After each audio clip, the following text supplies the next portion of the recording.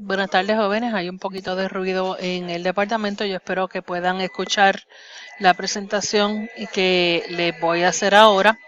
Tiene que ver con el sistema cardiovascular. En realidad, propiamente hablado, debería ser el circulatorio. Y empezamos a hablar de la sangre. Estas son células de la sangre. Ambas son imágenes de microscopía electrónica de rastreo. Esta está en blanco y negro, esta es falsamente colorizada, pero les están enseñando eritrocitos aquí y aquí.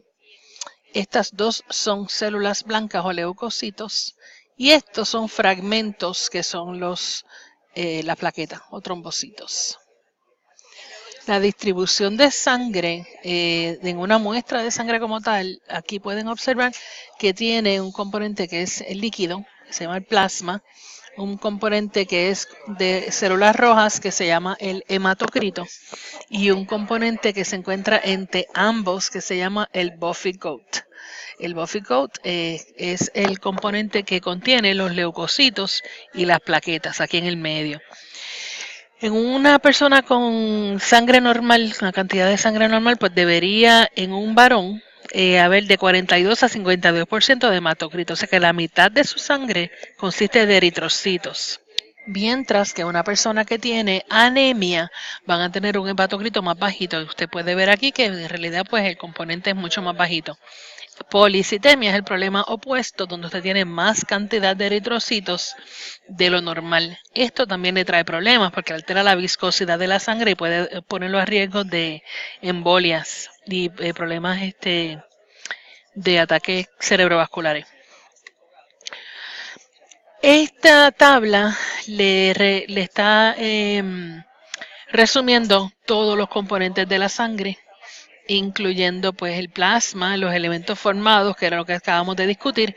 Entonces le hablan de los subcomponentes de la sangre, de los cuales tenemos aquí agua en un 92%, proteínas plasmáticas en 7% y proteínas regulatorias en estos %.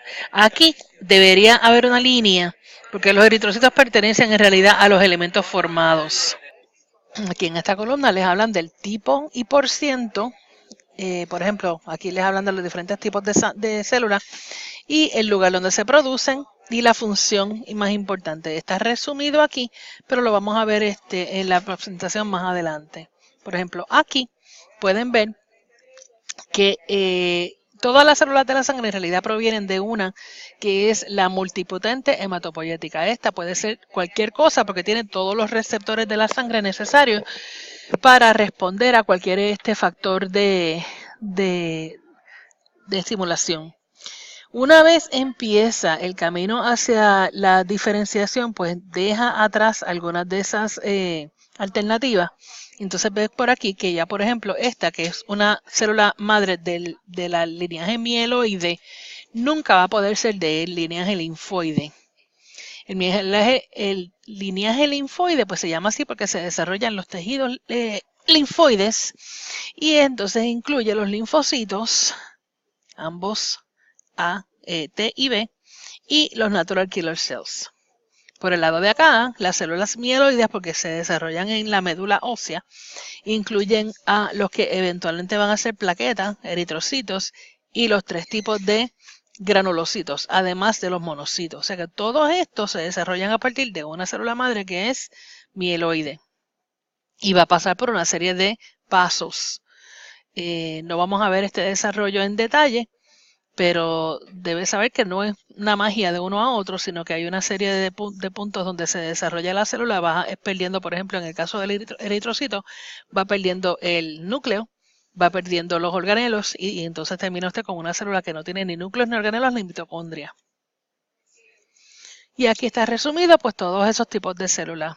Los subtipos le incluyen las plaquetas aquí en otro color porque recuerde que esto no es una célula. El número presente por cada microlitro de sangre y la apariencia, la descripción de estas células en un smear. Funciones y algún comentario si es necesario. Perdón. En términos de función, el sistema circulatorio, pues como les mencioné hace un momentito, consiste del corazón la sangre y los vasos sanguíneos, mientras que el sistema cardiovascular tiene solamente corazón y vasos sanguíneos. Esto es más bien una cuestión de definición. La hematología es el estudio de la sangre.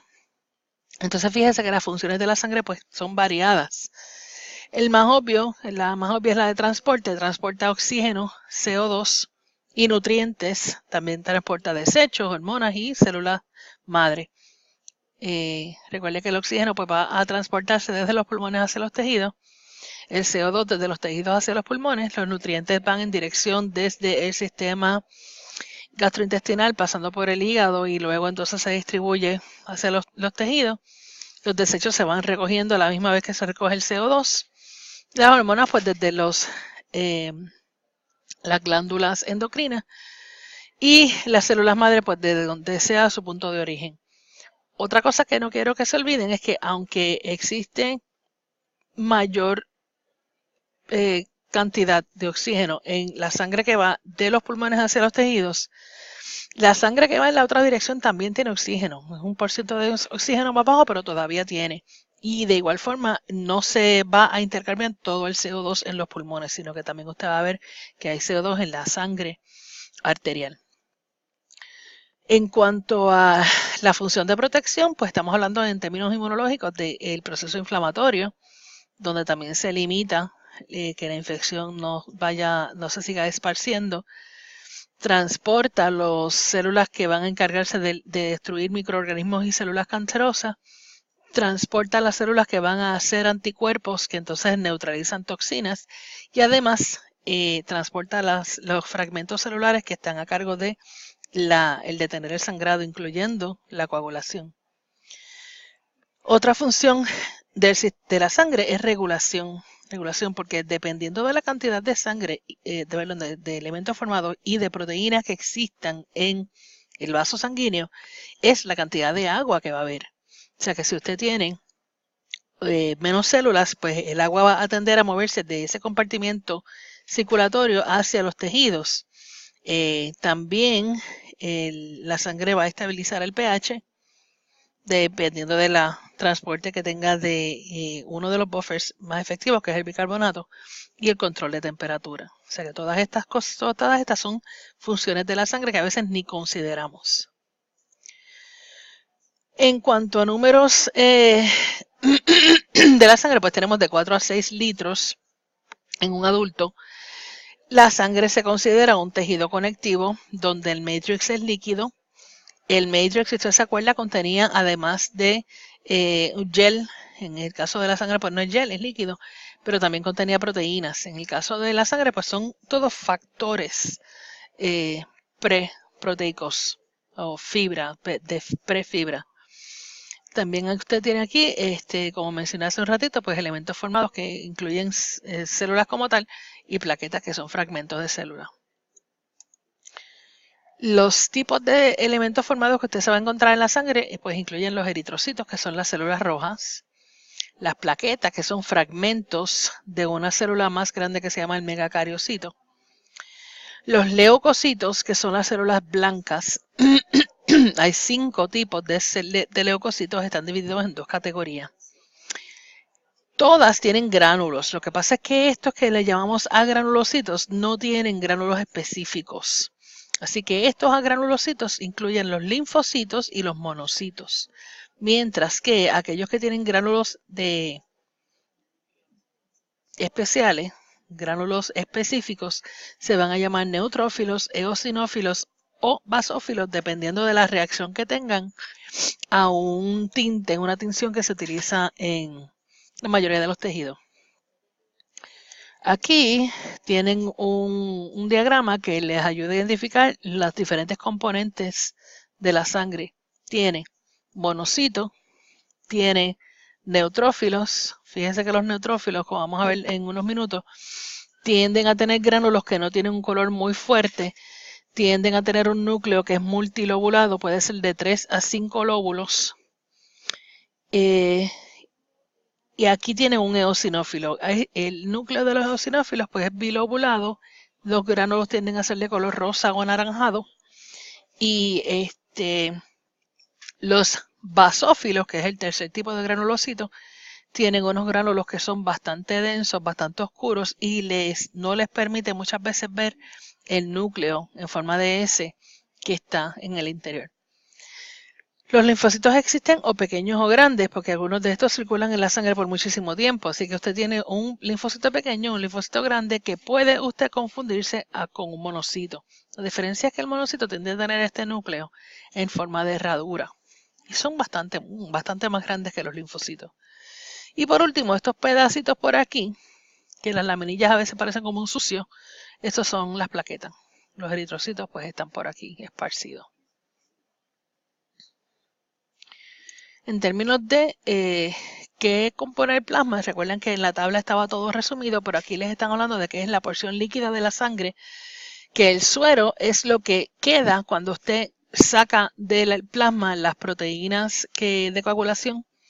Así que el fibrinógeno, que es esa proteína, pues no está presente en el suero. Además de eso, tiene 3 categorías de proteínas plasmáticas. Las albúminas son las más abundantes. Después tienen las globulinas, de las cuales hay alfa, beta y gamma, y el fibrinógeno. Todas estas, con excepción de las gamma globulinas, son manufacturadas en el hígado. Las gamma globulinas las manufacturan las células plasmáticas, que son las B, los linfocitos B activados. Así que cada una de estas pues tiene su función específica. Las albuminas, por ejemplo, son de transporte, contribuyen a la viscosidad y a la osmolaridad de la sangre. Recuerde que la osmolaridad es la cantidad de soluto. Y como tal, pues tienen una influencia sobre la presión sanguínea y el fluido, el balance de fluido. El fibrinógeno es el precursor de la fibrina. Esto es lo que va eventualmente a crear las redes de fibrina, donde entonces comienza la formación de los coágulos. Como les mencioné, pues las proteínas plasmáticas están formadas por el hígado, con excepción de estas globulinas, las gamma globulinas. Otros componentes de la sangre incluyen compuestos nitrogenados, porque hay un montón de proteínas en su sangre y entonces estas proteínas se pueden degradar. Así que eso puede ser un producto de catabolismo, o puede ser un producto de la digestión que está en proceso de ser materia prima. Hay unos desechos nitrogenados, como la urea, que no debería estar circulando en su sangre en grandes cantidades. Es función del riñón eliminarlo. Y hay una prueba que se llama BUN, que le dice la cantidad de compuestos nitrogenados, específicamente urea, en la sangre. Y les dice entonces de forma indirecta cómo están funcionando sus riñones. Esto es una mala imagen de unos eritrocitos, la vamos a ver un poquito mejor en unos minutos, pero básicamente son discos bicóncavos que hace que su área de superficie sea mayor, no tienen núcleos, no tienen mitocondria, o sea, no consumen el oxígeno que transportan y tampoco tienen organelos, o sea que básicamente es un saco de hemoglobina para transportar oxígeno y CO2. Esto es una imagen de microscopía electrónica de transmisión y usted puede, aquí estas dos orillas, esto parece un río, pues estas dos orillas son de un vaso sanguíneo. Un vaso sanguíneo bastante pequeño. Y lo que estamos viendo aquí son eritrocitos vistos de lado. Este está un poquito menos que estos, pero si usted se fija, esta es la parte central del eritrocito, donde se puede observar que sí son bicóncavos. Y entonces ellos tienen a veces que pasar por vasos sanguíneos que son hasta más pequeños en diámetro que ellos, así que tendrían que doblarse. Esa es una de las razones por la cual no duran mucho en la sangre. Pero ellos tienen esa función de llevar ese oxígeno de los pulmones a los tejidos y recoger entonces los desechos que incluyen el CO2. Aquí tiene otra vez una vista de un eritrocito en diagrama. Esta es la parte en sección. Como les mencioné, pues no tienen mitocondrias, así que no van a utilizar el oxígeno que acarrean. No tienen núcleo, no tienen DNA, por lo tanto un eritrocito maduro no se puede dividir. Otra cosa que vamos a hablar hacia el final de la conferencia es cómo es que el tipo de sangre va a determinar, quien lo determina son unas proteínas, tipo glucoproteínas y glucolípidos que se encuentran en la superficie de los eritrocitos. Además, tenemos que pensar que la forma del eritrocito pues se la dan unas proteínas que forman el citoesqueleto que incluyen la espectrina y lactina, perdón, que le dan durabilidad y resistencia.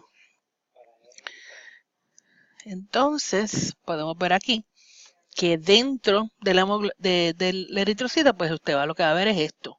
4 cadenas de hemoglobina, 2 alfa, 2 beta, donde las alfa y las beta todas tienen hemoglobina. Y esa hemoglobina, pues es donde se enlaza el oxígeno.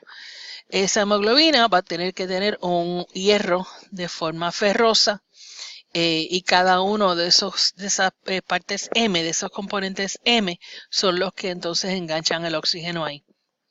No es el mismo lugar donde se enlaza el CO2. Repito, no es el mismo lugar donde se engancha el CO2. Por lo tanto, el oxígeno y el CO2 no compiten por un lugar de enlace. El monóxido sí lo hace con mayor afinidad y por lo tanto desplaza el oxígeno en concentraciones relativamente bajas. Vamos a hablar de eso más adelante. El ciclo de vida de un eritrocito, pues aquí está bastante bien explicado, comenzando por dónde se forman. El proceso de eritropoiesis se lleva a cabo en la médula ósea, donde ya vimos que comienza usted con una célula madre, un stem cell, un eritroblasto, pasa a un reticulocito que todavía tiene retículo endoplásmico. Hay de un 0.5 a un 1% de los eritrocitos que circulan son de este tipo, pero eventualmente terminan su desarrollo, entonces se convierten en un eritrocito normal.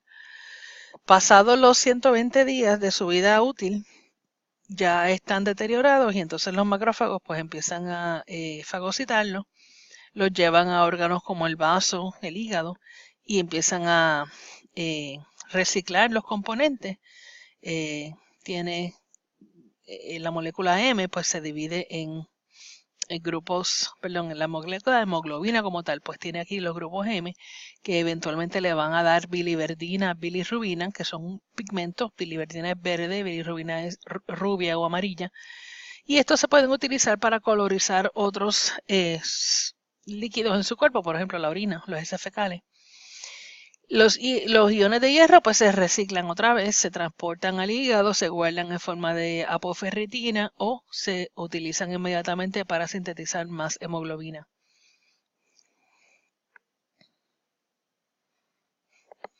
En cuanto a su número circulante, pues mira, la producción de eritrocitos es tal que hay 2.5 millones de eritrocitos producidos por segundo.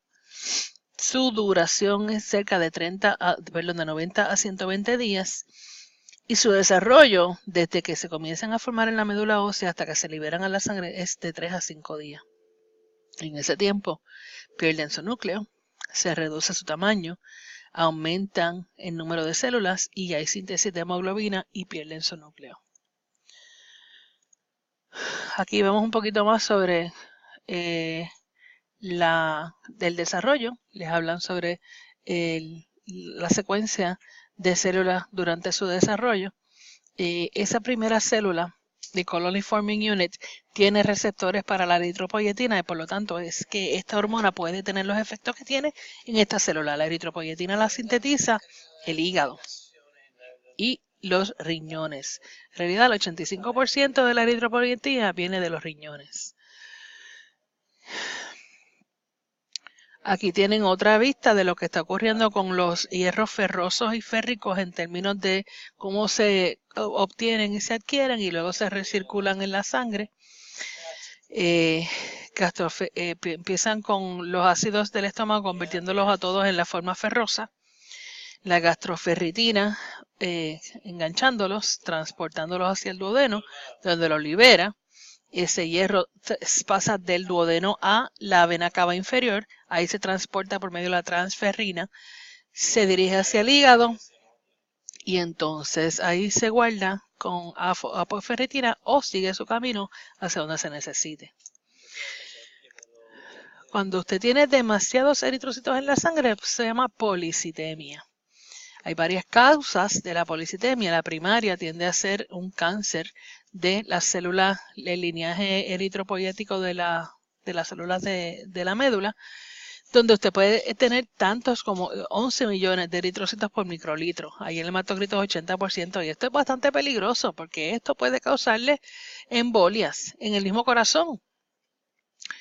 La policitemia secundaria se refleja como una policitemia porque en realidad lo que está ocurriendo es que hay un shift en el volumen sanguíneo y puede ser que usted esté deshidratado, puede ser que usted tenga enfisema, puede ser que haya movido a un lugar de varios miles de pies de altura o que se esté entrenando en condición física óptima, por lo tanto puede subir la cantidad de eritrocitos hasta 8 millones por microlitro.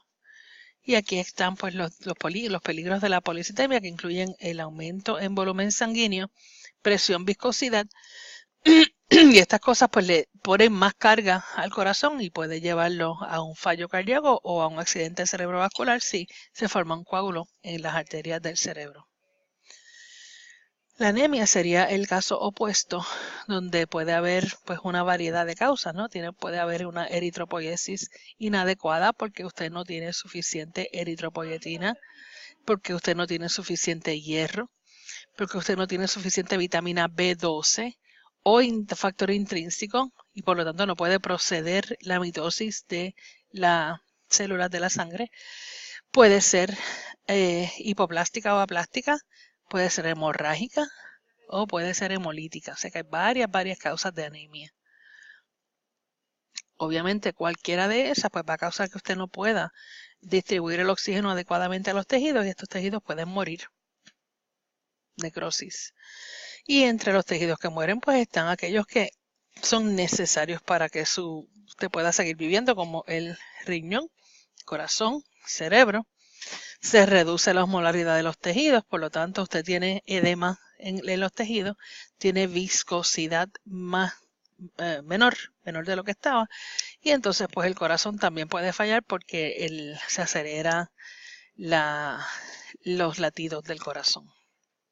Otra causa de anemia es la anemia falciforme. Esto es un desorden genético que causa que la estructura del eritrocito cambie de tal forma que no acarrea oxígeno adecuadamente, aparte de que se pone sticky, pegajoso, se pega unos de otros, se pegan de los vasos sanguíneos pequeños y entonces causan dolor en las articulaciones, causan daño en el riñón, daño en el corazón, daño en cualquier tejido que tenga arterias pequeñas, que son todos. Así que tienen por aquí otra imagen de la anemia de las células rojas en las anemias falciformes. Las cantidades normales de células de eritrocitos y de concentración de hemoglobina son estas. Hematocrito en el hombre de 42 a 52%, en la mujer un poco menos. La concentración de hemoglobina en los hombres de 13 a 18 gramos por decilitro, en la mujer un poco menos.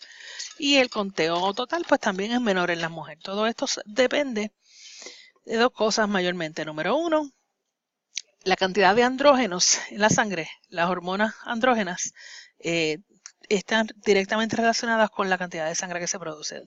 El hombre tiene más andrógeno. Y además, mensualmente la mujer pues pierde sangre de forma menstrual. Así que ahí pues tiene otra razón por la cual el hematocrito y el conteo de sangre es menor. Otra cosa que ocurre a nivel de tejidos y que tiene que ver con las funciones de la sangre e incluye la emigración de las células blancas, los leucocitos, que están en la sangre, que cuando hay una lesión en la piel que permite la entrada de patógenos, de cualquier cosa que no se supone que esté ahí, pues entonces permite que haya movilización de estos leucocitos hacia los lugares de la lesión, permite que haya aumente la permeabilidad de los vasos sanguíneos, lo cual hace que estas células pues, puedan pasar más fácilmente a través de las paredes de los capilares, llegan al lugar de los hechos y entonces empiezan a secretar factores para ayudar a prevenir la propagación de la infección y eliminar los patógenos que están en el área. Aquí tienen otras imágenes de la célula de la sangre, los leucocitos que son del subtipo granulocito, neutrófilos, eosinófilos y basófilos, donde van a ver que el tamaño relativo es más o menos igual, cerca de 10 micrómetros, tienen núcleo bilobulado o en el caso del eosinófilo, mientras que tienen núcleo multilobulado en el caso del neutrófilo. El basófilo casi nunca usted puede observar el núcleo porque los gránulos son bastante densos. En cuanto a forma y función, estamos hablando de leucocitos aquí. Son los menos abundantes, se van a encontrar en números de 5.000 a 10.000 por microlitro. Sus funciones incluyen protección inmune, tienen un núcleo que se nota casi siempre y no están mucho tiempo en la sangre. Ellos en realidad están en la sangre en ruta a otros tejidos. Retienen su organelo porque necesitan de recurrir a la síntesis de proteínas y entonces tienen gránulos, algunos específicos, algunos no específicos. Los que tienen gránulos específicos pues se llaman granulocitos. Y luego entonces vamos a ver que en algunos desórdenes pues algunas de estas células aumentan. Los neutrófilos, por ejemplo, se van a ver aumentados en infecciones bacterianas. Tienen una funciones de fagocitosis de bacterias, también pueden liberar químicos antimicrobianos, o sea que esta es la primera línea de defensa. Tienen los eosinófilos que se van a ver aumentados en infecciones parasíticas, alergias, desórdenes de colágeno, desórdenes del vaso y desórdenes del sistema nervioso central. Ellos también llevan a cabo fagocitosis de complejos antígeno-anticuerpo y liberan enzimas para destruir parásitos. Por eso es que usted los ve aumentado en ambos casos. Los basófilos, que tienen unos gránulos específicamente de histamina y heparina. La histamina es un vasodilatador, la heparina es un anticoagulante. Ambos de estos pues, son necesarios para que puedan moverse estas células hacia el área de la lesión, de donde se ha roto la piel, y para que no se formen coágulos inapropiadamente, porque usted lo que quiere es no proteger al patógeno, sino destruirlo. Aquí tiene varias imágenes de las células de los leucocitos que vamos a aprender a distinguir unas de otras en el laboratorio de sangre de la semana próxima. Aquí tiene neutrófilo, otro neutrófilo. Esto que tenemos por aquí alrededor pues son células un poco más pequeñas, son todos eritrocitos y plaquetas. Eosinófilo, basófilo. ¿Okay? Entonces, ya con esto llegamos al proceso de hemostasia. Hemostasia, no se ha confundido con homeostasia. La hemostasia es el detenido del sangrado. Si usted tiene un daño a un vaso sanguíneo, eso va a iniciar el proceso de detener ese sangrado. Usted tiene que prevenir perder demasiada sangre.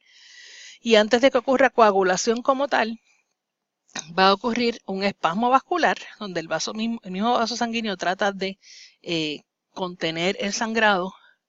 Luego se forma un tapón de plaquetas y mientras esas dos cosas están ocurriendo, comienza el proceso de coagulación como tal. El punto final del proceso de coagulación es la formación de una red de fibrina. Para que eso ocurra, tiene que ocurrir una serie de pasos en forma de un efecto de dominó, donde ellos son iniciados por el mismo daño en la pared del vaso sanguíneo y además en algún factor que se tiene que liberar de las plaquetas. Este diagrama de aquí no es el mejor. Vamos a ver uno un poquito más adelante que está más completo y más claro. Antes de llegar a eso, quiero que vean entonces cómo es que se va formando las plaquetas, porque todos estos factores requieren de que las plaquetas lo liberen, lo formen. Así que si usted no tiene el número adecuado de plaquetas, no va a tener coagulación normal. Y aquí tenemos, por ejemplo, que la trombopoietina, que es uno de los factores de la sangre, es la que va entonces a hacer que esta célula madre mieloide comience a llevar a cabo los pasos para convertirse en un megacariocito, del cual salen las plaquetas eventualmente. Y aquí tienen un poquito más del detalle de cómo es que esta megacariocito pues empieza a romperse y la comparación de un megacariocito en cuanto a tamaño se refiere con las diferentes otras células de la sangre. Así que el proceso de formación de plaquetas se llama trombopoiesis. Y los pasos incluyen pues el megacardioblasto y luego el megacariocito, donde entonces de ahí se van a ir desprendiendo partes de él para formar las plaquetas. Como les mencioné hace un momentito, los pasos de detener el sangrado incluyen espasmo vascular, donde se contrae ese vaso sanguíneo roto. Hay receptores de dolor que entonces van a hacer que se libere serotonina y eso es un vasoconstrictor. Así que eso es parte del proceso por el cual se cierran estos vasos sanguíneos para detener un poco el sangrado. Luego tiene la formación, aquí está, ves que tiene vasoconstricción causada por la liberación de serotonina. La formación del tapón de plaquetas, porque alrededor de esa área que está medio sticky, pues se van a ir pegando y físicamente forman un tapón. Y entonces, claro, la formación de la red de fibrina que es causada pues por la serie de pasos que están envueltas en la coagulación. Aquí está descrita pues los pasos específicos de cómo es que se forma ese tapón de plaqueta, donde el vaso sanguíneo expuesto, además de liberar la serotonina, expone el colágeno. Normalmente las plaquetas no se pegan del endotelio porque el endotelio está cubierto por un repelente de plaquetas, se llama prostaciclina. Pero cuando se rompe la pared, pues entonces ya ese repelente no es efectivo y las plaquetas empiezan a congregarse en el área donde está roto el vaso sanguíneo. Y esto pues va a promover un ciclo de feedback positivo hasta que se sella la rotura en el vaso sanguíneo. Recuerde que los feedback positivos pues van a seguir amplificándose ellos mismos, autoamplificándose hasta que se remueve el estímulo. En este caso el estímulo era el sangrado. Cuando usted sella el roto, pues entonces dejó de sangrar y ahí remueve el estímulo. La coagulación, que es el último paso de la hemostasia, pues envuelve la conversión de unos procoagulantes a coagulantes. Y les mencioné que pueden ser estimulados por un pathway, un camino extrínseco o por un camino intrínseco. El extrínseco se llama así porque son factores que son liberados por el tejido. No tienen que ver con la plaqueta directamente. Y el intrínseco se llama así porque son liberados por las plaquetas. Son la degranulación de las plaquetas lo que lo inicia. En la mayor parte de los casos de coagulación, ambos sistemas están trabajando a la vez. Entonces usted va a ver el producto final, que es esto, una red de fibrina que está atrapando células ahí para que no se sigan escapando. Y aquí tiene los dos mecanismos, el extrínseco y el intrínseco. Los mecanismos extrínsecos e intrínsecos, especialmente este intrínseco, envuelve una serie de factores en secuencia. Las plaquetas al degranularse liberan el factor 12. Normalmente ese factor 12 no está circulando en la sangre. Se degranulan, lo liberan. Entonces ese factor 12 hace que ese factor 11 que estaba circulando de forma inactiva se active. Ese factor 11 activado, a su vez, activa el factor 9. Ese factor 9, si hay presencia de calcio, entonces activa el 8, que estaba también presente de forma inactiva. O sea que usted está viendo lo que está sucediendo es que usted está activando factores en forma secuencial. Por el lado de acá, en el mecanismo extrínseco, el daño del vaso hace que la tromboplastina, que es el factor 3, y el factor 7, ambos en presencia de calcio, activen el factor 10, que estaba circulando de forma inactiva. Este sitio aquí, esta conversión del factor 10 inactivo a factor 10 activo, fíjense que puede ser promovido por el mecanismo extrínseco o por el intrínseco, y que ambos necesitan calcio, no solamente el intrínseco y el extrínseco, sino también este que está aquí. esta cascada general, esta cascada común, requiere de calcio, requiere de factor 5, requiere de factor 3. Esta cascada común es la que usted va a ser responsable para el examen. Así que usted debe saber que el factor 10 inactivo recibe estimulación del mecanismo intrínseco y el mecanismo extrínseco, que ese factor 10, una vez se activa, causa que se llama un activador de protrombina, y como su nombre dice, pues eso es lo que hace, activa la protrombina, que es el factor 2, lo convierte en trombina. Fíjese que el factor 5 tiene que estar presente por aquí también. Una vez la trombina se activa, o la protrombina se convierte en trombina, ella aquí forma un feedback positivo. Mientras que también activa el fibrinógeno a fibrina, que en presencia de calcio de factor 13 hace un polímero. Este tipo positivo se elimina una vez usted deje de sangrar. ¿Por qué? Porque se deja de liberar esto. El factor 12 se deja de liberar.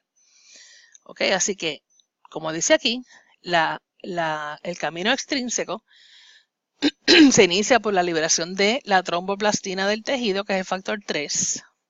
Una cascada que incluye factores 7, 5 y 10. Una cascada intrínseca que se inicia por las plaquetas que liberan ese factor Hageman, el factor 12. Y una cascada que incluye los factores 9. Dios mío, estoy como que al revés con los números. Cascada factor 11 al 9, al 8, al 10. ¿Por qué están fuera de secuencia? Porque se describieron, se les puso el número de acuerdo a un orden en que se descubrieron. No fue para hacerle la vida imposible a usted. El asunto es que ambas cascadas y la cascada en común requiere de calcio. Bien importante. Y entonces aquí usted puede ver cómo una molécula puede afectar a 2, la cual afecta a 4, la cual afecta a 8. Esto es una cosa que se va amplificando. Y por eso es que la coagulación es rápida. Una vez la coagulación está completa, entonces esto todo ha ocurrido, la activación del factor 9, que produce activador de protrombina, que produce trombina, que produce fibrinógeno, que produce fibrina. Todo esto es un feedback positivo que va acelerando, acelerando, acelerando, porque usted no puede darse el lujo de seguir perdiendo sangre. Así que eventualmente deja de sangrar. Entonces, otra cosa que hacen las plaquetas es que van a secretar un factor que hace que se estimule la mitosis en los fibroblastos. Y si usted se acuerda, los fibroblastos estaban presentes en el tejido conectivo. Y eso, eso más el tejido músculo liso que se va multiplicando, hace que entonces ese vaso sanguíneo se termine de reparar. Porque usted lo que hizo fue un tapón. Usted lo que quiere es repararlo.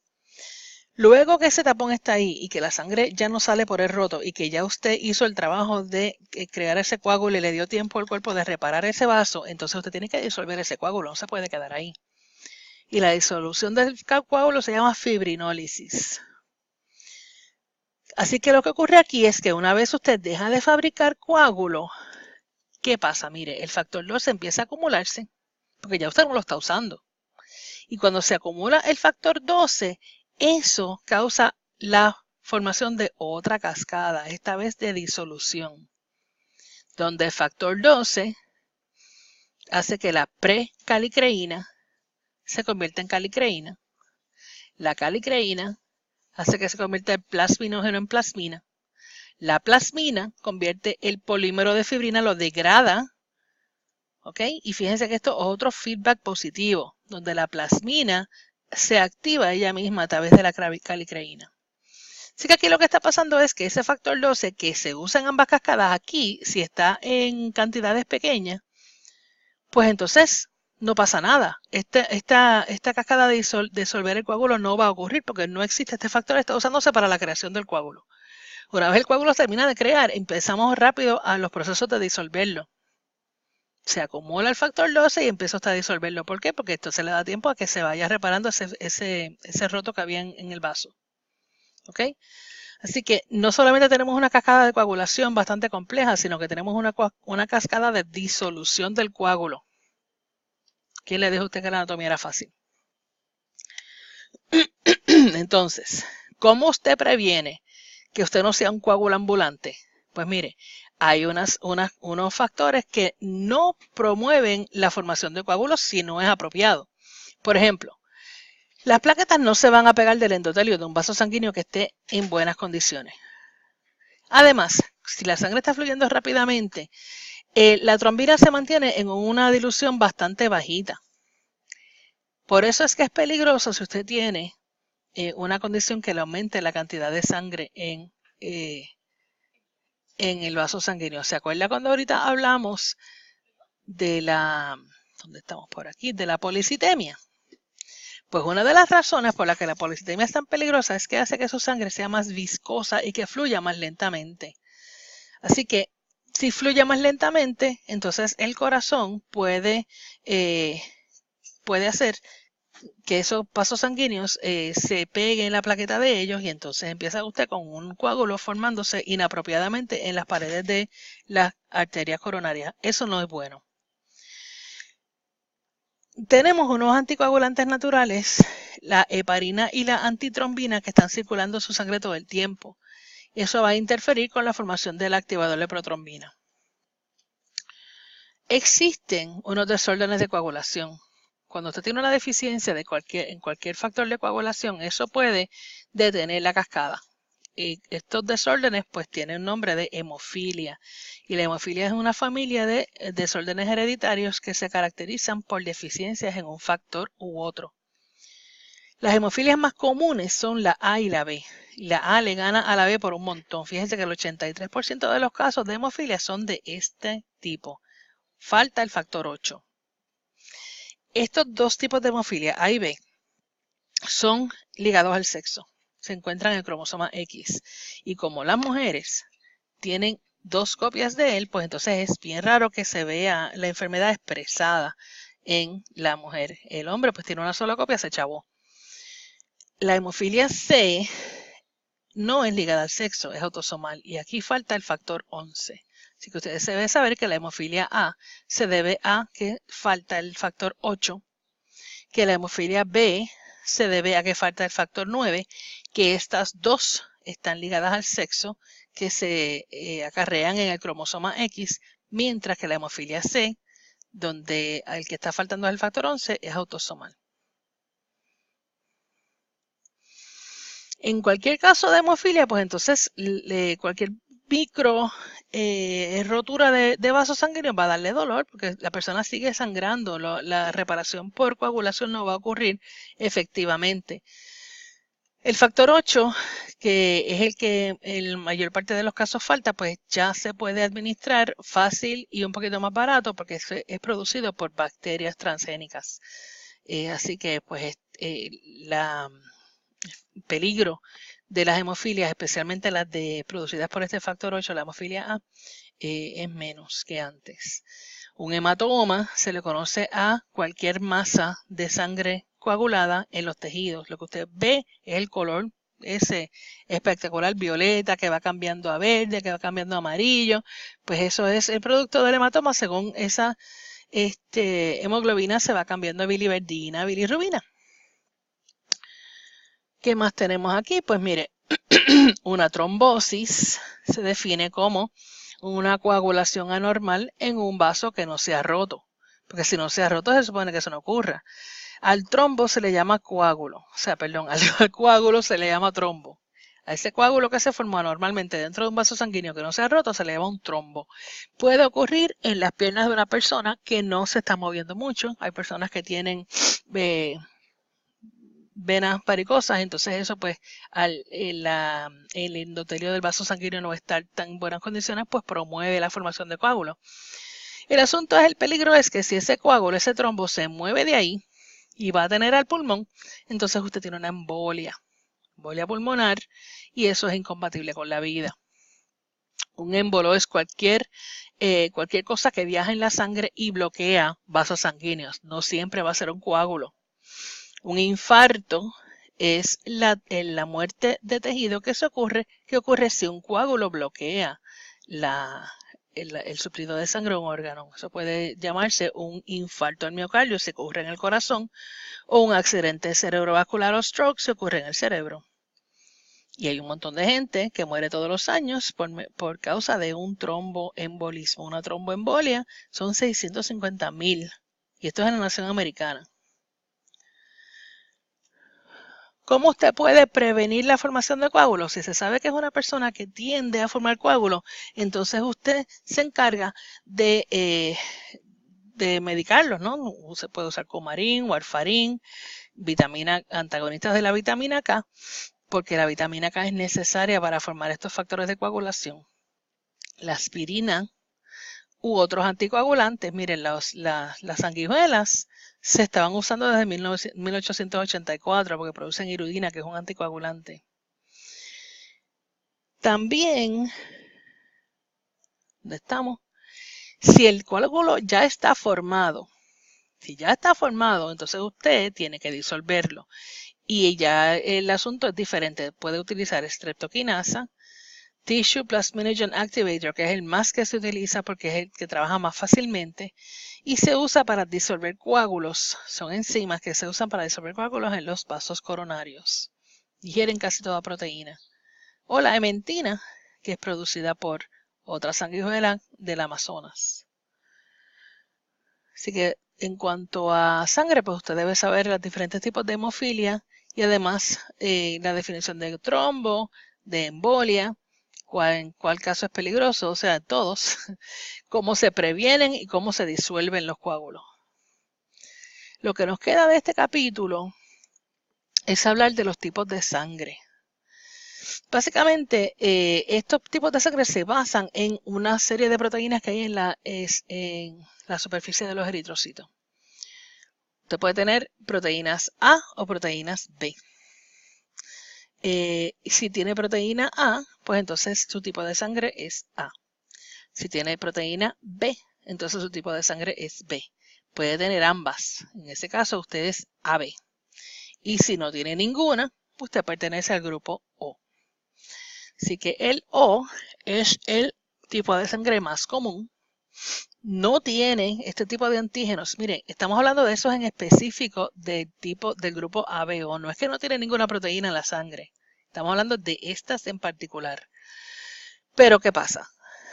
Por razones que les voy a explicar luego en el laboratorio, si usted no tiene esos antígenos presentes en la superficie de las células, su plasma tiene que tener los anticuerpos en contra de ello.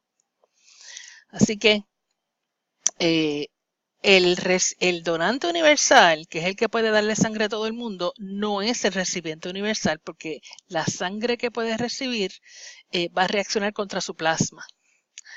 Eso se lo tengo que explicar en clase. El recipiente universal es aquel que no tiene anticuerpos en su sangre, que es el tipo AB. ¿Por qué no puede tener anticuerpos? Porque tiene ambos antígenos. Si tuviera anticuerpos, destruye su propia sangre. ¿Ok? Así que el donante universal es O, el recipiente universal es AB. Aquí no estoy usando A negativo o A positivo o ninguno de las clasificaciones del grupo RH, porque esa es otra complicación que vamos a explicar ahora. El grupo RH es otra proteína que se encuentra en la superficie del eritrocito.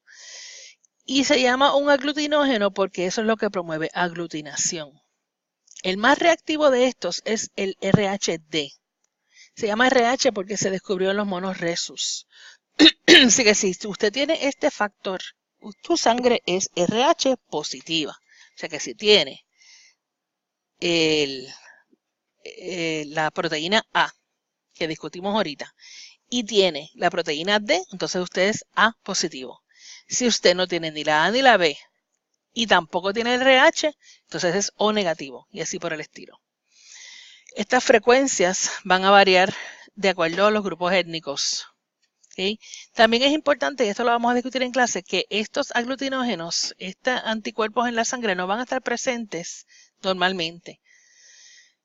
Los grupos ABO sí, aunque usted nunca haya recibido una transfusión, los anticuerpos de los grupos ABO sí van a estar presentes de acuerdo al tipo de sangre que usted tenga, pero el grupo RH usted tiene que haber sido expuesto a él. Por esta razón, Las personas que no tienen el factor RH no van a desarrollar estos anticuerpos a menos que sean expuestos a la sangre que lo tiene. Por ejemplo, tiene una madre aquí, RH negativa, no tiene el factor RH en sus eritrocitos y está embarazada con un bebé que es factor RH positivo. Durante el embarazo, la sangre del bebé y la sangre de la madre no se mezclan, no se encuentran, no van a tener exposición una a la otra. Pero durante el parto sí hay exposición. Y entonces la madre desarrolla estos anticuerpos anti-D, porque esa sangre tenía ese factor que ella nunca había visto y su sistema inmune dijo, esto no es tuyo. Y entonces hizo estos anticuerpos anti-D. Ya los tiene ahí. Para el segundo embarazo, si el bebé es otro bebé que es RH positivo, los anticuerpos que la sangre de la madre ya tiene por exposición previa atraviesan la placenta. Porque lo que no atravesaba era la sangre. Los anticuerpos sí lo pueden hacer y atacan la sangre del bebé. A esto se le llama enfermedad hemolítica del recién nacido. También se le llama Blue Baby. Y ocurre, donde estamos aquí, si la madre es RH negativa. Y si ella ha formado anticuerpos contra el factor RH, casi siempre por un embarazo anterior. O sea que este es el segundo embarazo.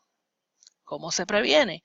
Pues usted le administra a la madre un factor que se llama ROGAM, que neutraliza los aglutinógenos en la sangre, así que ella no puede atacar los anticuerpos. O sea, ya está simplemente neutralizando sus anticuerpos para que no puedan atacar la sangre del baby.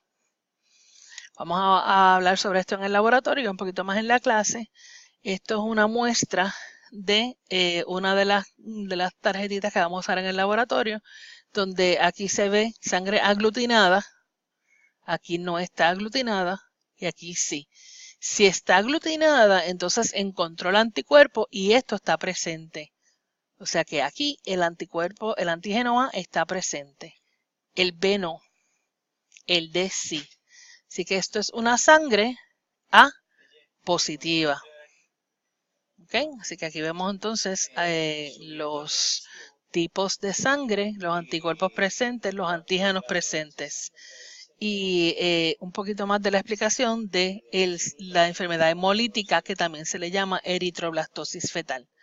Esto es un poquito difícil de entenderlo así en video. Vamos a hablar de esto en clase y usted puede hacerme cualquier pregunta. También lo vamos a discutir en laboratorio. Pero esto ya es lo último que vamos a discutir de este capítulo de sangre, que es bastante largo. Fíjense que nos ha tomado casi una hora a discutirlo todo.